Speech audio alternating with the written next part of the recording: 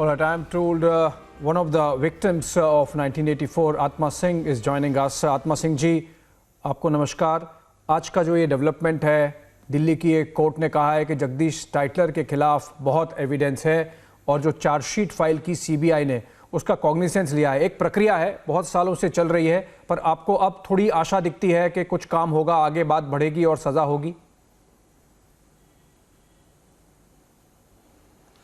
बिल्कुल सर, देखो 29 मार्च को जब 164 के बयान वैभव मेहता की कोर्ट पे एसीएम जो हैं को एसीएम साहब की कोर्ट में, राउज एवेन कोर्ट में दर्ज हुए थे, उसी दिन मेरे को विश्वास हो गया था कि अब टाइटलर बिल्कुल जेल में जाएगा, इसको कोई दुनिया की ताकत नहीं बचा सकती है।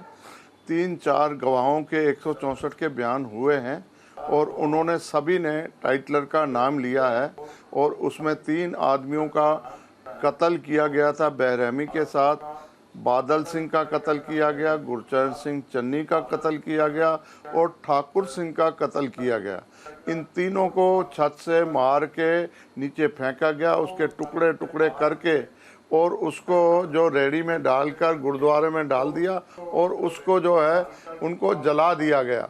तो आज जब 29 मार्च को हमने 164 के बयान दर्ज कराए थे, मैंने उसी दिन बोल दिया था कि अब टाइटलर जाएगा। 20 मई को टाइटलर के खिलाफ चार्जशीट फाइल होती है, उसके बाद जल्दी से जल्दी तरीके पड़ती रही हैं और जज साहब जो थी विधि गुप्ता आनंद जी जो हैं हमारे मेट्रोपॉलिटन मजिस्ट्रेट, उन्होंने इसमें जो जो कमियां थी उनको दूर करते हुए और शॉर्ट डेट देते हुए हमारे को आज जो है टाइटलर के खिलाफ सम्मन इशू किया है और इसके साथ लोकल पुलिस के एसएचओ को कहा है कि आप इसको पकड़ के कोर्ट में लाना है, पेश करना है।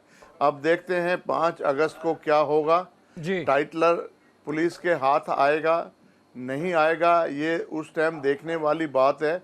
लेकिन हमने और हमारी पूरी टीम, माताएं बहनें हमारे साथ लगातार 2009 से ही हम कोर्ट में कड़कड़डूमा में थे तब भी जाते थे, हम पटियाला हाउस में थे तब भी जाते थे, आज राउज एवेन्यू कोर्ट में तरीके पड़ती हैं तब भी जाते हैं और हर तरीक, कोई भी तरीक हमने मिस नहीं की है।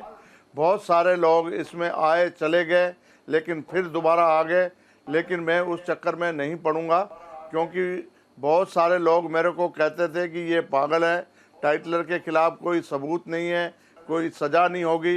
लेकिन आज जब जज साहब ने इसमें ऑर्डर किया है, आज सभी लोग वहाँ पे अपनी बाइट देने के लिए भागे भागे आए और कहने लगे कि अब इसको होएगा। मैं उन सभी लोगों से, भाइयों से मैं कहना चाहता हूँ कि आप धैर्य रखो, अभी ये लड़ाई अभी शुरू हुई है।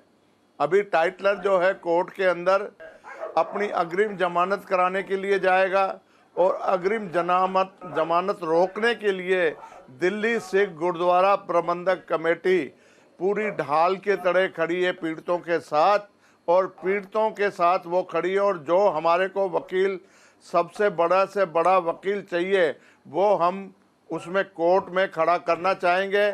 और साथ में मैं मोदी जी से और अमित शाह जी से भी मैं निवेदन करूंगा, हाथ जोड़ के उनको बेनती करूंगा कि बढ़िया से बढ़िया वकील जो है हमारे इसमें सीबीआई की तरफ से पेश होना चाहिए, ताकि ये जो टाइटलर है इसमें हजारों सिखों का कत्ल का आरोप है। बेशक इसमें 3 लोगों की जान का मुकदमा है, लेकिन इसके क्षेत्र में हजारों लोगों का कत्ल हुआ है और हजारों लोगों की संपत्ति और इंजर्ड हुए हैं। तो अब उनकी बारी है, किसी तरह से ये बच ना पाए। सीबीआई को मैं हाथ जोड़ से, डायरेक्टर साहब से हाथ जोड़ के मैं निवेदन करूंगा कि वो जो है इसमें वकील जो है हायर लेवल का वकील, जो क्रिमिनल लॉयर, हिंदुस्तान का टॉप लॉयर, वो पेश करना चाहिए। आत्मा सिंह जी, ये बात बताइए कि जो ये जगदीश टाइटलर हैं वो कि छोटे आदमी नहीं है, अभी भी कांग्रेस पार्टी उनको बहुत महत्व देती है, उनको जिम्मेवारी देती है दिल्ली का काम करने का और ओवरसीज कांग्रेस का काम करने का, तो आप थोड़ा कुछ मैसेज देना चाहेंगे कि भाई एक चार्जशीटेड व्यक्ति है जिसकी चार्जशीट की कॉग्निजेंस ली है, कोर्ट ने कहा है कि कुछ प्राइमा फेसाई एविडेंस दिखता है और कांग्रेस पार्टी भी इस बात का संज्ञान ले, ध्यान करे।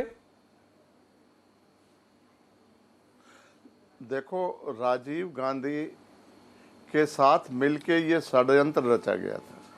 राजीव गांधी खुद चाहता था कि अपनी मां का बदला लेना सिखों से, और उन्होंने पूरी प्लानिंग करके पूरी दिल्ली में राजीव गांधी घूमे हैं। और मैंने अपनी आंखों के सामने टाइटलर को और राजीव गांधी को भी पुल बंगस गुरुद्वारे पे 1 तारीख को मैंने देखा था। मैं भी अपनी जान बचा के बड़ी मुश्किल से आया था। मेरा भी एफिडेविट इनके खिलाफ है, क्योंकि टाइटलर, ये तो आप बड़ी बात कह रहे हैं, आप कह रहे हैं कि राजीव गांधी भी थे वहां। अभी तक तो यही बात होती थी कि कांग्रेस के जो दूसरे दर्जे के नेता थे वही लोग होते थे वहां पे। मेरा एफिडेविट है, मेरी इसी वजह से मेरे को उन्होंने विटनेस नहीं बनाया गया। मैंने राजीव गांधी का नाम लिया, मैंने जो देखा है मैंने वो किया कि मैं पहाड़गंज जा रहा था मंगोलपुरी से, मैं बचाता आया। जब इनके पीछे मैंने अपना ऑटो भगाया तो ये निकल गए और वहाँ पे बहुत हजारों लोगों की भीड़ खड़ी थी। फिल्मी स्थान से मैंने फिर वापस जो है आनंद पर्वत होते हुए और शास्त्री नगर से होते हुए, जखीरा से होते हुए, फिर मैं सीधा पंजाबी बाग से होते हुए मादीपुर नाले से विष्णु गार्डन पहुंचा था। मैंने अपनी कैसे जान बचाई थी मेरे को पता है, मैंने खुद देखा था। और टाइटलर उसके साथ था और इशारा कर रहा था कि ये गुरुद्वारा है, और उसमें कुछ लोगों ने इनको कहा कि ये गुरुद्वारे के साथ में स्कूल भी है, इस स्कूल में सभी जाति के लोग बच्चे जो पढ़ते हैं। तो इन्होंने कहा कि स्कूल का कुछ नहीं होना चाहिए, गुरुद्वारा नहीं बचना चाहिए और एक भी सिख जो नहीं बचना चाहिए।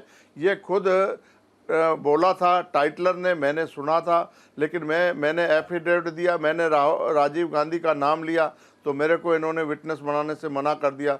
तो ये खैर कोई बात नहीं, मेरे को उससे मतलब नहीं है। लेकिन अब जो है ये टाइटलर जो है ये किसी भी हालत में नहीं बच सकता था। हर तरीक पे आके जब भी आपकी डिबेट होती थी हम कहते थे कि टाइटलर गुनाहगार है, इसने सिखों का कत्लेआम करवाया है, सिखों ने गवाहों ने इसको देखा है, लेकिन कोई नहीं मानता था। लेकिन आज कोर्ट ने साबित कर दिया और सीबीआई ने भी साबित कर दिया।